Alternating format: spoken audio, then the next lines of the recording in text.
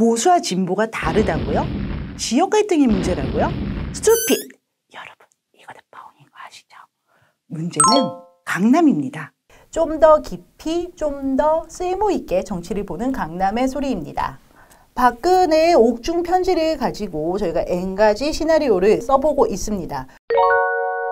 편지에 있는 수치는 두 명입니다. 야권에 향해서는 너희들 친박 좀 죽어줘야겠다. 태극기 부대 빨리 좀 해산해줘야겠다는 거였고요. 유권자들을 향해서는 이번 선거는 더불어민주당 대 미래통합당의 싸움도 아닙니다. 친문 대 친박 대 싸움도 아닙니다. 이번 선거는 어떤 싸움이냐? 저 박근혜 대 문재인의 싸움입니다. 총선을 박근혜 대 문재인 리턴 매치를 치르자. 사실 이런 구도로 가면은 문재인 대통령이 굉장히 불리해요. 제가 왜 궁금하냐면요. 박근혜 대통령은 어쨌든 국정농단 사건으로 인해서 잘못을 공인받은 사람이잖아요. 그런데 선거는 근본적으로 지금의 집권 세력이 잘했냐 못했냐에 따른 거예요. 박근혜가 잘못한 거는 과거의 일이 돼버렸어요. 10년 전에 나한테 100만 원 안 갚은 사람이 더 나를 화나게 합니까? 어제 나한테 10,000원 안 갚은 사람이 나를 더 화나게 합니까? 아, 그렇군요. 인간의 심리나 인지적 감정은 과거의 큰 잘못보다는 지금 현재의 상대적으로 작은 잘못이 더 기억에 선연한 법이에요. 더구나 지금의 1년은 과거의 10년입니다. 여당 심판론은 자연적으로 발생하는 것이고 야당 심판론은 인위적으로 만드는 것이다. 여당 심판론이 소금이라면 야당 심판론은 맛소금 같은 거다. 더불어민주당 대 미래통합당의 싸움이 아니라 좀 더 다른 차원으로 옮겨서 박근혜 대 문재인, 문재인 대 박근혜의 구도를 만드는 시도다라고 했는데요. 실제로 여당 반응이 그런 맥락에서 보면 이해하기 쉽게 나오고 있습니다. 이인영 원내대표 같은 경우에는요. 최악의 정치 재개 선언이다. 황 대표의 발언은 통합당이 도로 새누리당이 됐다는 것을 알리는 정치 선언이고 도로 박근혜당이 됐다. 도로 자유한국당도 아니고 도로 새누리당인데요. 자, 새누리당은 말 그대로 2012년의 정당이죠. 아, 신천지 때문에 또 이 용어를 썼을 수도 있겠네요. 그렇죠. 항상 저희가 생각하는 것보다 더 깊이 생각하시는 것 같아요. 정의당 같은 경우에는요. 박 전 대통령을 선거법 위반 혐의로 수사를 해달라면서 고발장을 제출을 했습니다. 결국은 박근혜 말하지 마라. 박근혜는 말할 자격 없다라는 쪽으로 많이 얘기를 끌고 가고 있습니다. 핵심이 잘 집은 쪽이요. 북한이에요. 독사는 쉽게 죽지 않는다더니 역시 박근혜는 감옥 안에 있을지언정 위험한 마녀다. 지난 시기 노력하면 우주가 도와준다는 기막힌 주장을 거듭하여 세상 사람들을 아연케 하였던 박근혜가 오늘은 노력하면 우주가 촛불 세력을 벌하고 보수 재집권을 도와준다는 광신적인 믿음에 꽉 포로되어 있는 듯하다. 아, 정말 북한은 누가 쓰는지 이거잖아요. 그러니까 태극기 부대 모이는 거를 하지 않는 방향으로 노력하면 미래통합당이 재집권할 것이다. 북한도 박 전 대통령을 사냥꾼에 비했네요. 독사, 상어, 대표적인 육식동물 아닙니까? 저도 남북경제협력을 하고 싶은데 홍보대행사를 한번 차리고 싶어요. 북한 카피라이터를 영입을 해가지고. 제대로인데요, 이거는? 그런데요, 박근혜 대통령 편지가 온 다음에 지금까지의 상황을 보면은 유영하 좋은 일 시킨 거거든요.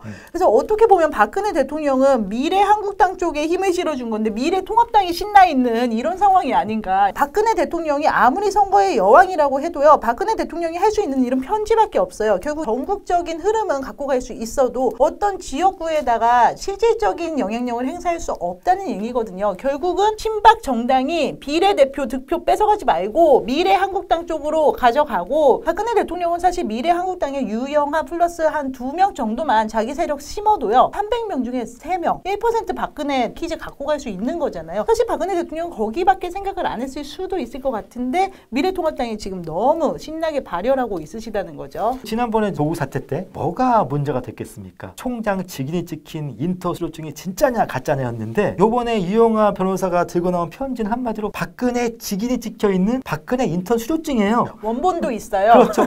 왜냐하면 원본을 다 갖고 계시니까. 디지털이 아니니까. 그냥 인턴 수료증 완벽한 이건 진본인 겁니다. 결국 안 줄 수가 없잖아요. 그 수료증이 효력이 발휘한 곳은 미래한국당일 텐데 미래통합당이 덩달아. 사실 미래통합당이 얻은 효과라는 거는 홍문종, 조원진 쪽에서 비례득표를 조금 가져가는 거였어요. 미래통합당이 또 그렇게 좋은 것인가? 박근혜의 빅피처가 뭐겠습니까? 미래 통합당이 의석이 많은데 야당의 지주회사는 미래한국당인 겁니다. 박근혜는 지주회사를 내가 장악하겠다는 겁니다. 미래통합당은 사업회사고 미래한국당은 지주회사. 그렇죠. 지주회사인 거죠. 빅 지주회사에 자기가 이제 직계 CEO를 보낸 겁니다. 이렇게 강남 진보, 이른바 강남 좌파들이 만들어둔 지주회사법을 박근혜가 이렇게 쓸 줄이야. 그렇죠. 한마디로 이거는 지주정당이죠. 예. 지주정당. 당하성 김상조가 했던 소액주주 운동의 결실을 최소한 정치권에서는 박근혜가 따먹고 있습니다.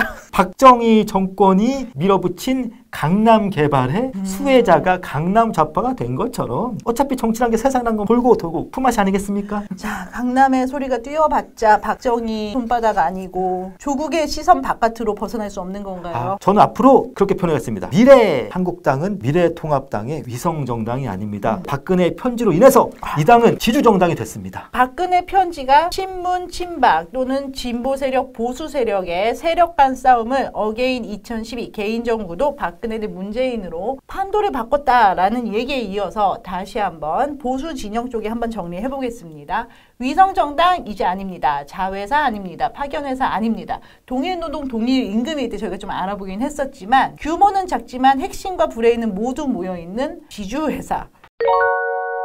유영하 변호사가 품에 꼭 쥐고 들어간 박근혜의 편지가 미래한국당을 미래통합당의 지주사로 만드는 지각 변동을 보수 진영에서 일으켰습니다. 여당 같은 경우에는 비례정당을 만드는 거 가지고도 합의가 잘 안 되고 있는데 저기는 벌써 지주사 단계까지 갔어요. 한쪽에 뛰면 또 한쪽도 같이 뛰어야죠. 비례민주당도 친문 색깔이 완전히 강해질 겁니다. 거기도 지주회사로 전환을 준비해야겠죠. 역시 여당 쪽이 지주사의 개념이 더 맞을 수도 있겠어요. 비례연대당이라는 걸 만들고 그 밑에 민주당도 있고 정의당도 있고 민생당도 있고 많이 가나 족벌이네요. 세상에. 우리나라가 기업들은 지배구조가 점점 단순해지는데 네. 정치는 오히려 지배구조가 점점 복잡해지고 있어요.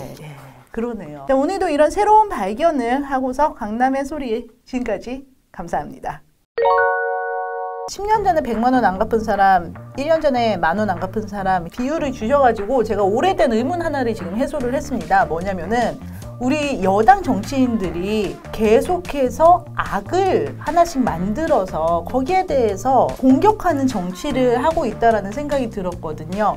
그런데 그 악이라는 게 보면은 저희의 아픈 역사지만은 전두환 씨 같은 경우에는 광주에서 학살이 있었잖아요. 진짜 인명의 살상을 한 거였잖아요. 그 당시에 운동권들, 현재 여당 정치인의 주류 세력이 거기에 한 거 해가지고 민주화를 이뤄낸 거잖아요. 민주화를 이룬 이후에는 저희가 그런 식의 무차별적인 살상은 없었음에도 불구하고 그 이후에 정치인들을 비판하고 대하고 사법 처리하는 과정이 전두환보다 훨씬 더 강도 세게 때린다라는 생각이 계속 들어서 물론 그분들의 잘못이 있기 때문에 그 생각을 공유하면서 보다가도 근데 전두환도 저러고 그냥 다니는데 왜 그 다음에 민주화 이후에 대통령들이 저렇게 더 비극적일까 라는 생각을 계속 했었거든요. 근데 1년 전에 10,000원 또는 가장 최근에 내 돈 안 갚은 그런 느낌으로 1년 전도 아니고 어제 10,000원 안 갚은 사람이죠. 문제는 저 사람이 지갑에 10,000원짜리가 많어. 돈을 꿔주는 사람 입장에서는 돈이 있는데도 안 갚는다고 생각을 하는 거니까요. 전두환을 비판하고 뭐 노태우 비판하고 이런 거 다 괜찮은데 문제는 전두환을 비판하지 말고 그냥 전두환 벌주면 돼요. 그분들이 다 지금 권력 갖고 있잖아요. 지금 586 세대가 해야 될 일은 전두환을 벌주는 겁니다. 비판하는 게 아니에요. 근데 이분들이 계속 비판만 해요. 그럼 뭐 비판만 할 거면 비판하는 자리에 가면 되겠네. 요즘 돈 많은 사람 지갑에는 저기 10,000원짜리 대신 마스크가 들어있다고. 그런데 그런 분들이 보면 항상 또 혼자 다니는 데예요. 다중이용시설도 이용하지 않으면서 또 마스크도 이렇게 들고 다니세요. 우리 이거 구독과 좋아요 늘면 저희 인강남 할 수 있는 거 맞죠? 인강남할 때까지 가자! 구독과 좋아요가 맞습니다. 저희 인강남을 도와요.